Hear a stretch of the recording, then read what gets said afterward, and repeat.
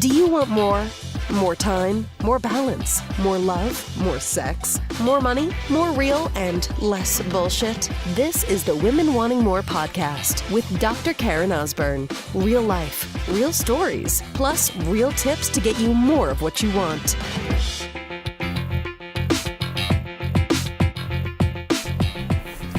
So, sister, how do you talk to your king? Your husband, your partner, your spouse? How do you speak to him?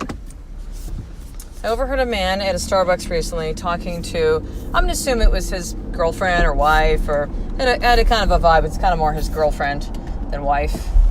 But the way that he spoke to her was incredibly honoring. And I'm trying to think exactly like what exactly I heard him say, but it was a lot more of communication like, well, what I kind of heard from you was this, and what I see is this. It was this very, I think it was more the energy of it than anything that was just beautiful. That is not something that I hear commonly between couples. That, might be kind of a conversation and stuff. And listen, it's not like I'm sitting there and I have privy to everybody's conversations, but it definitely was very refreshing to hear it.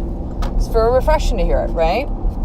And it made me kind of reflect on that. It's like, well, what are the words that we really use to communicate with our husband, our king, our spouse, our partner, whatever title you have for him?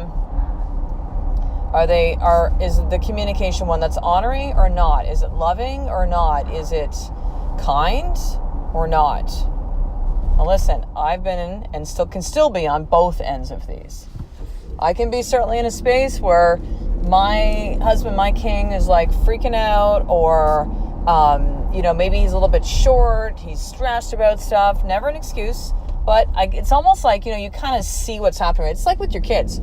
Suddenly your kids are being like just crazy fucking insane. However, that can just be a normal state for a lot of kids, but maybe a little bit more out of the usual.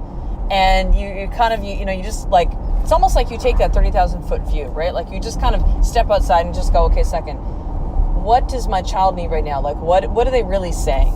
And when I take a look at my boys, it's often like they're trying to explain something but they can't, or they can't have the words. They're tired, right? Tired and hungry.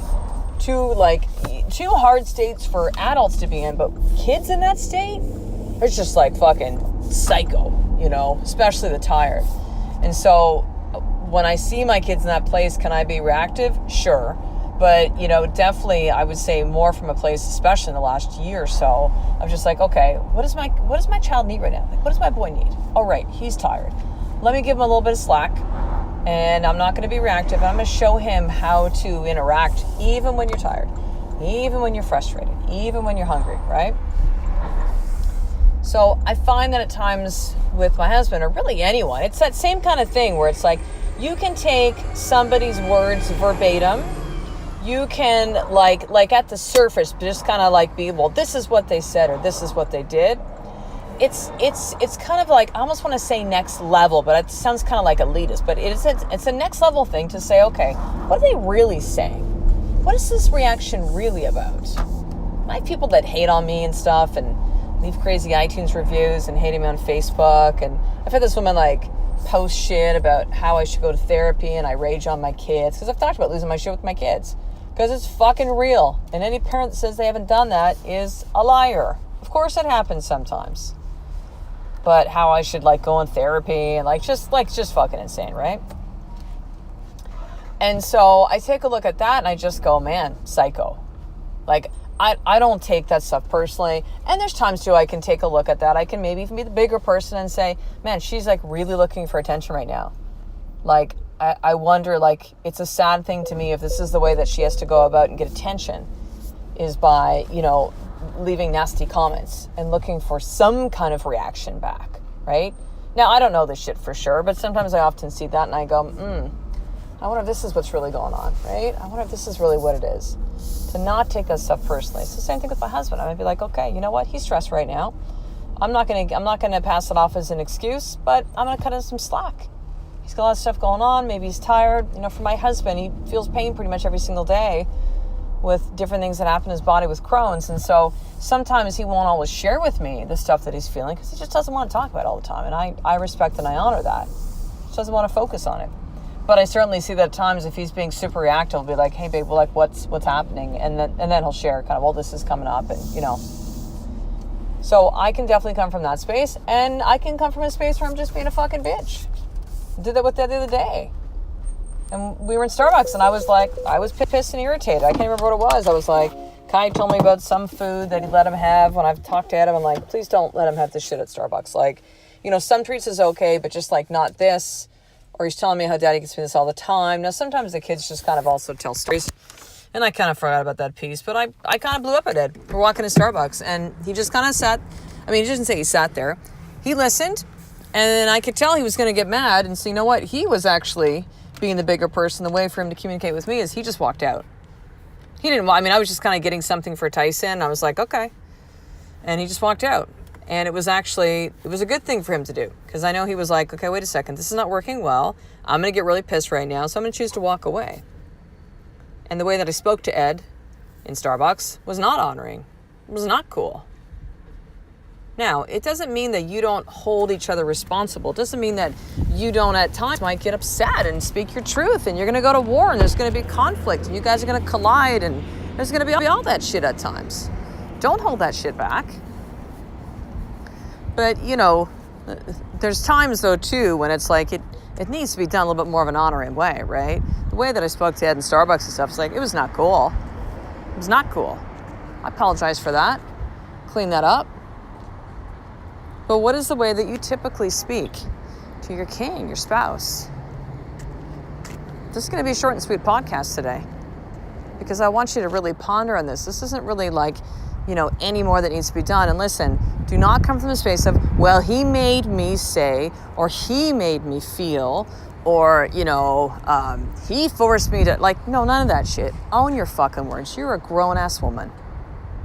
The blame game is for non-powerful women, not you. Not you. Blame is such bullshit. When I see people blaming and not taking responsibility, that shit just triggers the F out of me. Like, fuck, come on.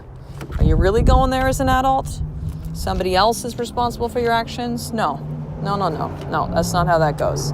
So just really ponder this. Here's what I want you, here's your more tip. I want you to journal this and just say, is the majority of my conversations, do they honor or dishonor my husband? My partner? Do they honor or dishonor? Are they kind or mean? Are they respectful or rude? Are they loving or like not loving? Like how did the majority of the conversations look? And after you've journaled that, I want you to decide what action you want to take from that. And you might look at that. I mean, listen, there were times for a number of years with me and Ed that I was not respectful. It wasn't every single conversation, but there was certainly quite a few that was like, man, I was not honoring of him. Nope. Words, actions, they were not always honoring at all. And I wondered why there wasn't that connection. I wondered why he didn't want to share a lot of stuff with me. Right? I wonder why there were times that he would just he would get really mad. Because he would just kind of take that stuff and take it. And, you know, people can take words and actions, behavior long enough until it's just like, I've had enough, right? Like, I look at my oldest son, Tyson, who actually doesn't really happen as much anymore, but used to be a point where he would tease his younger brother, Kai. And he would tease and tease and tease, and Kai would just kind of tolerate it. And then he'd get to the point where he's like, no more, and Kai would just clock him, right? Like there would just be that tipping point. And with Ed, that used to be the case. Even with me, I would suppress and suppress and suppress, and then just explode, right?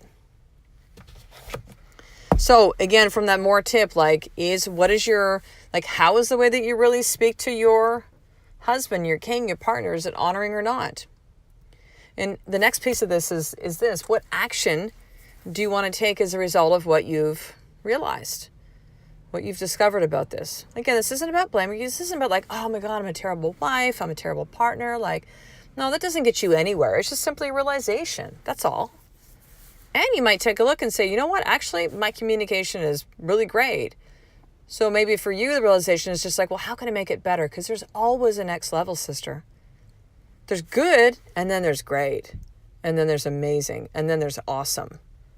So what is that going to be for you, and what action will you take as a result of this exercise?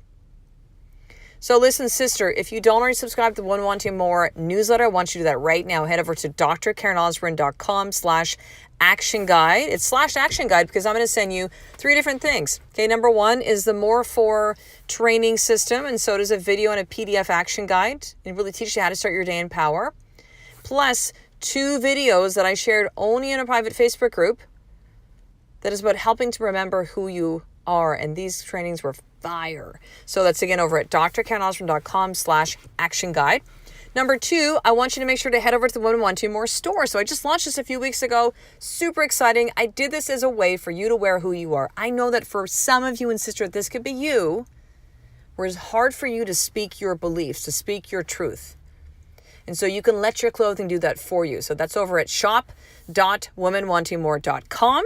And you're going to start seeing pictures as women are getting their orders in and post them up. And you're going to start seeing some of the women who are part of the Women Wanting More tribe and community that have got their gear in, they're proudly wearing it, and it really shows them as part of the Women Wanting More culture and tribe.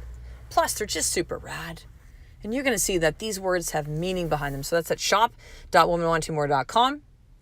And the third thing is this. I want you to make sure to be in the Women Wanting More sisterhood. Listen, if you're a woman where you're listening to this podcast and you're like, man, I wish there were women that thought like me, that wanted the same things that I did, that would hold me accountable, that would be women that lift each other up and not like judge the shit out of each other and tear each other down. I wish there was like a group of women that we could really learn and grow together and have tools on how to create more and get clear on the things we want in our life. That's what the sisterhood's all about, led by me. So I created this a year ago, and it's been an amazing experience to be able to provide this for you that I've never done at this level before. And so you get to try it for free for the first 7 days. That's at drkarenosborne.com/sisterhood. And after that is literally less than half a Starbucks latte a day to be able to have your tuition inside the sisterhood. This is for you to create something new, sister. If you want different, you want new, you want what you want, you're going to have to do something different. So drkarenosborne.com/sisterhood, and you can sign up for your free trial immediately. So I'll talk to you in the next episode, sister. A life of more is just one step away from you doing the fucking work every single day. I love and appreciate you. To get the show notes of each Women Wanting More episode, including the How to Get More tip, subscribe to the newsletter at drkarenosborne.com/newsletter.